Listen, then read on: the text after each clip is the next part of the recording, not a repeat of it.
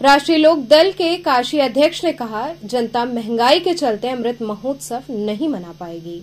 आज़ादी की 75वीं वर्षगांठ पर अमृत महोत्सव मनाने हेतु जोरों शोरों से तैयारियां चल रही हैं। वहीं राष्ट्रीय लोक दल के काशी अध्यक्ष हवलदार यादव ने मीडिया से बातचीत की।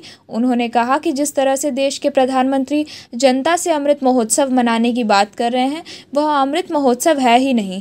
जनता स्वतंत्रता दिवस मनाएगी, लेकिन अमृत महोत्सव नहीं। इस बीच हवलदार यादव ने कहा कि बढ़ती हुई महंगाई हर लोगों की कमर तोड़ रही है, फिर यह कैसा आज़ादी का अमृत महोत्सव है। देखें, आज़ादी तो हम हर भारतीय का मनाने का दायित्व और पुनीत कर्तव्य भी बनता है।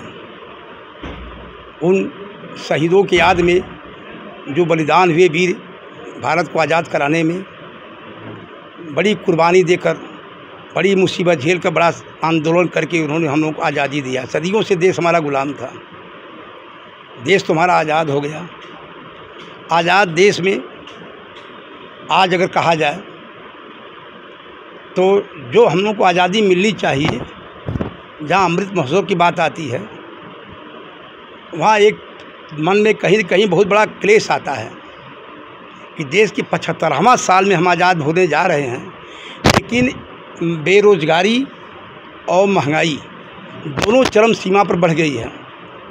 अगर महंगाई बढ़ती, बेरोज़गारी घटती तो हम कॉम्बिनेशन बना लेते, लेकिन बेरोज़गारी और महंगाई दोनों साथ साथ बढ़ रही है। देश में त्राही मची हुई है।